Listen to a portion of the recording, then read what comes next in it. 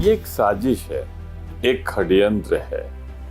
नाम तो लोकतंत्र का बाना पहने हैं, चोला ओढ़े हैं, कहते हैं कि लोकतंत्र है, पर जब तानाशाही आती ना, कुछ ऐसे आती।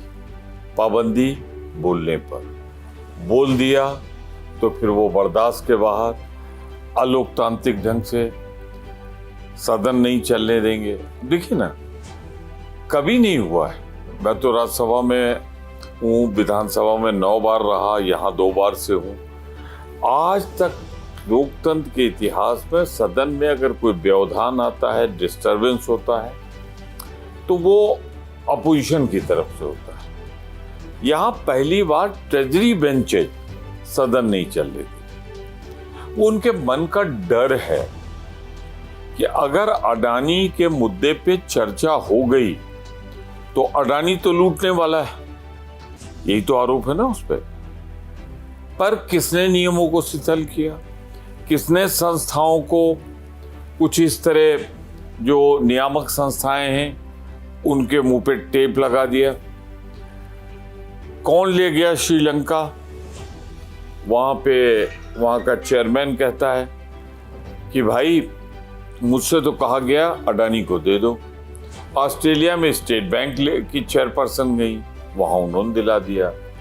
अब फ्रांस की कहानी सबको मालूम है, राफेल की, कि वहां के तत्कालीन प्रेसिडेंट ने कहा था कि मुझे तो सिर्फ एक प्लेयर दिया गया और कहा गया इन्हीं को दे दो।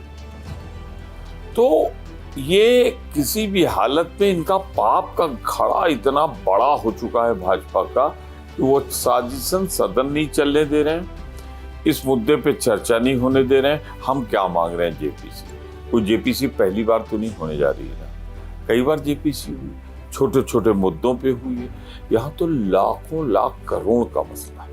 और राहुल गांधी जी ने, हमारे नेता ने जिस दिन हिसाब मांग लिया ना इनसे 20,000 करोड़ का, ये किसके पैसे हैं? तो अडानी इंफ्रास्ट्रक्चर में उसका तो नहीं, तो ये 20,000 करोड़ किसका है? तो शक की सुई वहीं जाती है जहां हम समझ रहे हैं, तो उस पर चर्चा नहीं होगी। हिंडनबर्ग की रिपोर्ट तो अपनी जगह है, उसने खुलासे किए हैं कुछ, लेकिन यहाँ तो सब खुल गया है, सब खुला हुआ है। एक आदमी जो 609 पोजीशन पे था, उसको भाजपा ने सीढ़ी नहीं चढ़ाई, लिफ्ट लगा के उठा के दूसरे नंबर तक पहुंचा दिया। कहानी पुरानी है। जब प्रधानमंत्री जी 2014 में निकले थे तो किसके हवाई जहाज पे निकले थे? इसी अडानी के ना। विदेशी दौरों पे कौन साथ जाता था उनके? यही अडानी ना। तो कुछ नहीं, मेरा तो एक फॉर्मूला है, लीगल पॉलिटिकल सब कुछ।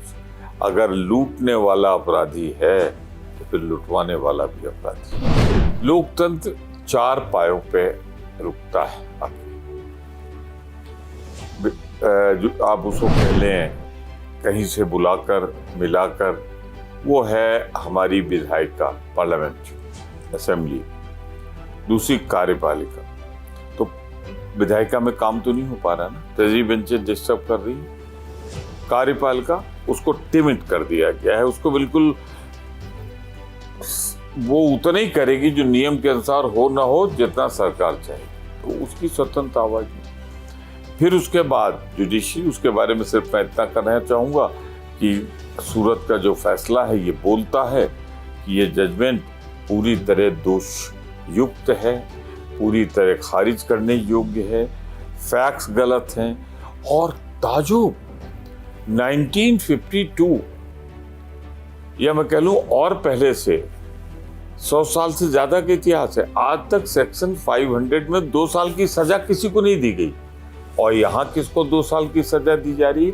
जो मेंबर पार्लियामेंट, जिसकी कोई क्रिमिनल हिस्ट्री नहीं, जिसके पिता ने देश के प्रधानमंत्री रहे और अपना जीवन कुर्बान किया देश की एकता अखंडता के लिए, जिसकी दादी प्रधानमंत्री रही हूँ, उन्होंने 36 गोलियां खाई पर देश की एकता अखंडता को टूटने नहीं दिया, जिसके पंडित जवाहरलाल नेहरू पर नाना कहें आप प्रधानमंत्री, जिनके नेतृत्व में देश की पूर्ण स्वराज का नारा दिया गया लाहौर में रावी नदी किनारे। तो ऐसे पारिवारिक पृष्ठभूमि के व्यक्ति को जो 100 साल में सजा ना दी गई हो वो सजा देना। देखिए दो चीजें, एक कन्विक्शन, मैं मानता हूं कन्विक्शन गलत, पहले तो कन्विक्शन होगा आईपीसी में 500 में, वही गलत। फिर जब कन्विक्शन हो गया तो फिर सेंटेंस होगा। 248 में हम फर्स्ट ऑफेंडर क्लेम कर रहे हैं, तो फर्स्ट ऑफेंडर में ये जो मैंने पारिवारिक पृष्ठभूमि बताई, इसमें मिनिमम होना चाहिए, मैक्सिमम नहीं।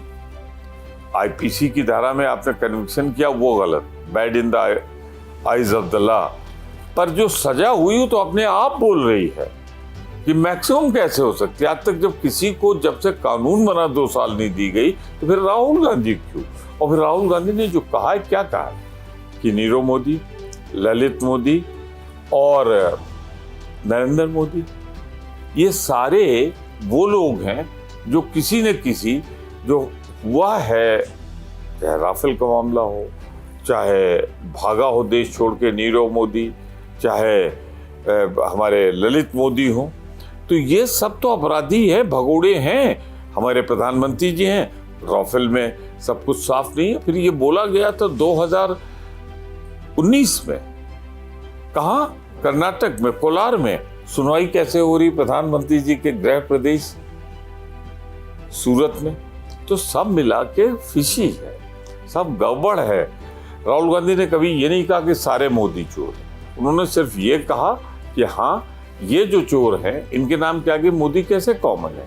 इत्तेफाक नहीं है, ये तो हकीकत है, और इनमें से कोई बैकवर्ड नहीं है। प्रजातंत्र के लिए नुकसानदेह, देश के लिए नुकसानदेह, और मैं तो कहूँगा ये सबसे ज्यादा नुकसान लोकतंत्र के लिए।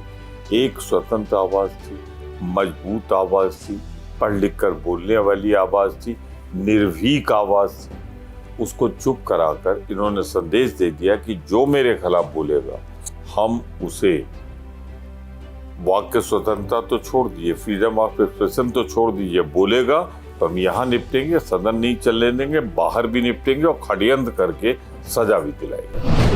देखिए लोकतंत्र लाया कौन? देश की आजादी कैसे आई? कांग्रेस के नेतृत्व में।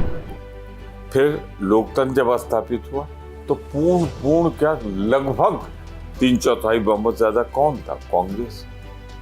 तो लोकतंत्र अगर हम लाए हैं, देश की आजाद हमने कराया, हमारी पार्टी ने कराया, तो हम लोकतंत्र जब खतरे में पड़ेगा, तानाशाही आएगी, तो हम तो अंतिम क्षण तक लड़ेंगे, पूरी ताकत से लड़ेंगे, लोकतांत्रिक ढंग से लड़ेंगे, और अपनी आवाज तब तक उठाते रहेंगे जब तक लोकतंत्र को खत्म करने वालों को हम सत्ता से नहीं हटा लेंगे।